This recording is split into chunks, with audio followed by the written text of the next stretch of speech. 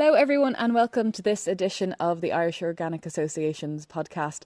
We are in a beautiful spot in County Clare. I feel like we're nestled in between two mountains in a little valley, and we're at Caherhurley Nurseries, just outside O'Callaghan's Mills, if anyone knows it, in County Clare. And I'm here with Elizabeth and Gert Stam, and it's their nursery. I think it's the only organic certified nursery in Ireland, if that's right. For organic, for ornamental plants, indeed, yeah. And I mean, there's just rows and rows of beautiful plants, but what I don't see is any polytunnels like I normally see when I come into a nursery. I mean, Gert, is that quite important? I mean, what's your philosophy here? Well, basically Elizabeth hates plastic, and that's one thing. And if we can avoid it, it's better. And we don't want to ruin the landscape, the beautiful landscape here with those the polytunnels, like, you know. I mean, and we can grow our crops or plants without the tunnel. It would be different if you would grow vegetables. You need them, like, you know, there's no way around it, I suppose. But we found out that plants are much healthier when you grow them outdoors, outside. And we're on a slope here of one of the foothills of Slieve Bernagh, and it's very windy, very exposed. And in summer it's nice, but it can be pretty harsh here. And when you grow plants under these harsh conditions, you get far healthier plants that will thrive in any garden in Ireland. Because I think Ireland deserves much better plants that are generally available everywhere else. Because, well, Ireland needs strong and healthy plants, you know, not weak plants that yeah. Elizabeth, what do you think about this? Are you the same philosophy? Yeah. Actually, Gert wanted to have a polytunnel, but I said no. We'll do it. We'll do it my way. Yeah, and it seems to be working. Yeah. No, they grow very slow, and then in the spring they're only small plants, and people say, "Can I buy that? It will be strong enough." But yeah, they're stronger than the ones who come from overseas, from Holland, and are grown in the tunnels. Yeah. Because Holland and the Netherlands, obviously where you come from, is famous for plant growing, and I think you guys had quite a substantial business over there before you came. You were telling me, did you have 25,000 visitors a year to the garden that you were managing? Yeah, we were spraying. But we're not organic then, no. But when we bought the farm over, well, tell you what happened. Elizabeth also is into Arabian horses, and she sold, when we were in the Netherlands 23 years ago now. She sold a horse to a Limerick man, and the Limerick man rang a year later, come and see how beautiful the horse has developed, and Elizabeth did. While I was back in the Netherlands, then I got a phone call from Elizabeth here in Ireland, and to me in the Netherlands. Come over, we're going to live here. And you have the choice between 3 farms, and we chose this one, which was the most remote one. But it was fairly neglected, you know, because, well, as you know, old farmers who wouldn't be able to. But there was no spraying, no artificial manure, no nothing, like, for years. So we saw this as an opportunity to convert it into an organic farm, and it's 45 acres, and we have Aberdeen Angus, not many, it's just a small enterprise. And I'm a grower. I'm not a farmer, but Elizabeth loves animals, and she's very much involved with the horses, but also she looks after the cattle, but I look more after the plants. And for Elizabeth, when you came to Ireland, what was it that drew you to it? Had you had kind of enough of what you were doing in the Netherlands? Did you want to start a new chapter? Yeah, we wanted to start a new chapter. Yeah, and I'm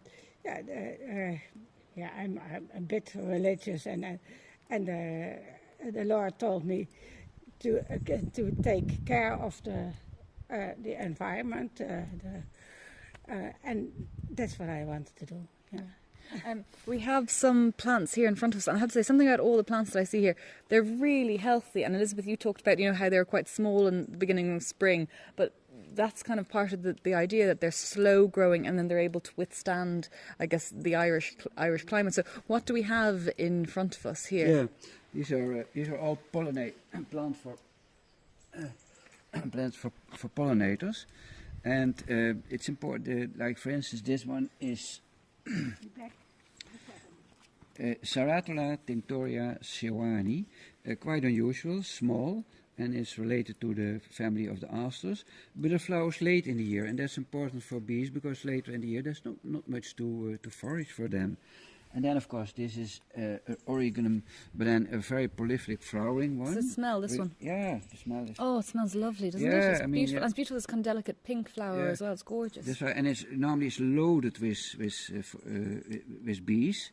And this is another small flowering thalictrum. Yeah. All thalictrums are tall. This is a very tiny one, and that's what we want. We want more diversity. And Elizabeth's got something here. What's this?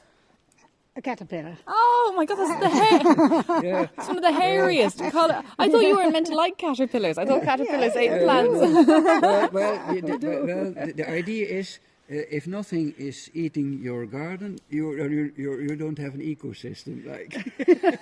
That's your philosophy. I think it's the only time a gardener has ever shown off a caterpillar to me. Usually they're telling me how to kill them. This is amazing. It's an amazingly colourful caterpillar, though, isn't it? You can see there's no damage to the plant. A bit.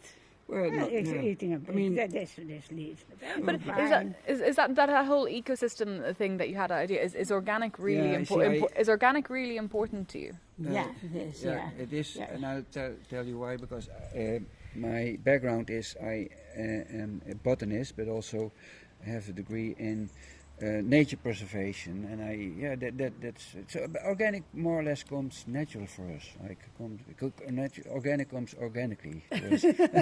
And if someone as well wanted, I know you have a couple of famous clients. We won't name names, but is it important for you to grow not just healthy plants, but kind of rare plants as well, or plants that wouldn't normally get grown? Not only rare, but the thing that also better plants. And the thing is, see, what's commercial available everywhere else is usually not necessarily the best. There's more. Let's put it that way. And there are so many plants in nature that in the wild, but also in small nurseries all over Europe. Where for the last 40 years we've been collecting unusual plants that no commercial wholesale nursery would grow because there's no money in it. Now we're not in it for the money, but we want to have good plants. That's what gardeners need, and certainly here in Ireland. And one of the so we emphasis on plants that, let's say, there's a natural beauty, as opposite as to what you generally would see everywhere else. And what do you think, Elizabeth? Well, we also have plants that are from the wild, and we just grow them, and they're lovely to have in your garden. Like what? Would anyone recognise any names? The yellow one. What you call it? The primrose. The primrose as well. Yeah. But the yellow one was the spikes. Oh, is it the philastrum? We call it a philastrum. No. That's flowering now. Oh yeah, Agrimonia. That's right. Agrimonia. The yellow flowering one. That's nice. But they don't have to be. Let's say there's a total misunderstanding here in Ireland about, let's say, plants for biodiversity and plants that native plants. It's.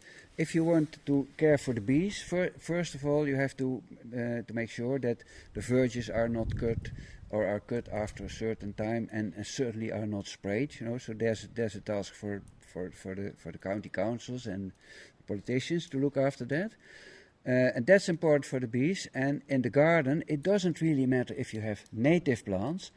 But there is so much more and so much better than native plants anyway. But I think are good for the bees. That are good for the bees. Yeah, that's what I mean. Yeah, that's right. Because I see signs here, and you have it's a lovely marked out nursery, and people can walk around. But there are signs there that saying plants for pollinator, plants for bees. And I guess everyone sees that around nowadays. Even on motorways, there are signs, for the bees. But are you concerned that maybe people pick the wrong plants for bees sometimes? No. Yeah, how to put it? There's so much more, and people have to make, and that's what we want. We want to make people aware of the possibilities that there is much more than only native plants, and there's more than what's available everywhere else. And you have a great selection of more than native here. 800 different varieties of perennial plants and shrubs, indeed, yeah. That's amazing. It sounds like is there a big backroom team as well? Do you have a lot of people here working and helping you? Yeah, and also volunteers. Usually 2, and then we have a few volunteers, Yeah, and students as well from the organic. You saw you saw Michal, that's a student from the Drumcolour College. Your passion really comes through, but I know it's a business for you as well. And when I think of, say, growing crops in a field, farmers are thinking about crop rotations, wheat and barley and oats, and what crop is going to follow what crop. I imagine for flowers, though, you have to be similarly on the ball in terms of what you're going to grow at certain times of year. So that's something that I want to highlight. If you're into this business, you have to have a mindset to get things done. Like you have to have. I'm not saying I have all these talents, but everybody who is considering to go into this business is. You have to have a total passion and devotion, and also being very focused on the job. That means no holidays. For instance, Elizabeth, is that true? No holidays. We're open. No, seriously, we're open. We're open 7 days a week. The only day we take off is Christmas Day. That's it. That's our life. Yeah. And our life is here, and that's what you have. But it's not a big sacrifice for us, because we love this. This is what we are. That's what we like to do. Yeah. But you have to have also, let's say, the skills to do of course, to do it right, potting in the right way, and all compared to the rotation and all these things. And you have to have a mindset, a planning, and by the end of the week, I want to have this finished and get the job done. And that's what I. That's the same mindset. All the people who work in the potting shed, they have this as well. How do you find the skill level in Ireland versus the Netherlands? Do you think that there's a gap between it? Is the Netherlands ahead of Ireland? How do you mean? Is it organic or? Well, say when you have students coming to you learning about horticulture, do you find that they would have more to learn than a student coming from the Netherlands, say, would be of a similar... No. Ireland has a good educational system for horticulture students. No bother. And they are dedicated. They're more into the nature and the farming community. They know the motivation is there. Yeah, the motivation is there. See, in the Netherlands, you would, if you go to a horticulture college, you would be encouraged to make a big nursery, with 1 million plants, and preferably specializing on one species. That's where the money is, and that's the way you have to do tulips. You're famous for tulips. Yeah, that's why. Don't talk about tulips. Oh, I didn't notice any around here. By the way, did you know that? Let's say that in the Netherlands, at least, I think it's 90% of all the chemicals are used for producing bulbs like tulips, and there is also the girl working here, Barbara. She's Dutch, and she has a first cousin, and he grows organic bulbs and in the Netherlands, and she tries to sell them here as well. But what are there? How many years have you been in Ireland now? Yeah, at first I want to talk about, you're talking about crop rotation, but we just grow everything in between. So all kinds of plants are in between the other plants. So there's not a thing like I have 1,000 potentillas. Because then the caterpillars would come and start So is it like companion planting? Yeah, is that what but also if you keep it small, let's say only a few hundred or 50 of each variety, and then at least you don't have a whole field of it when caterpillars can multiply and eat the whole harvest. That's what they did. One year we had a lot of aquilegias, and there's black caterpillars on it, and they decimated all the aquilegias. So how do you control pests?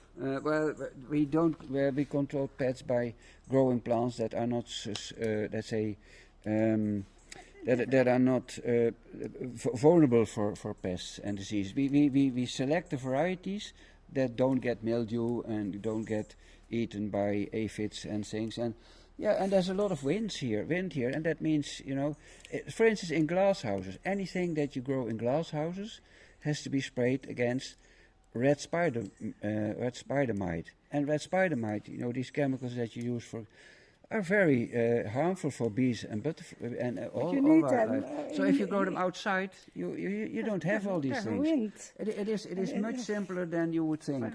Just get rid of your glass houses, tunnels, grow it outside. Yeah, that's important. Very important, yeah. Challenges. Sorry, another thing is, don't use artificial manure because, don't use fertilizer. We use chicken pellets, which is, Once or twice a year. Yeah. Because the artificial manure, the plants grow. Yeah, they go sky high and they're vulnerable, and they grow fast. And so the cells are of these slow-growing plants are far stronger. Yeah, and close together. So against those caterpillars. Yeah, and then there's another way of making your plants stronger, and that is with they call it compost teas, with things in it that say the extract of equisetum, for instance, which makes stronger cell walls. So the insects couldn't come into and bite it.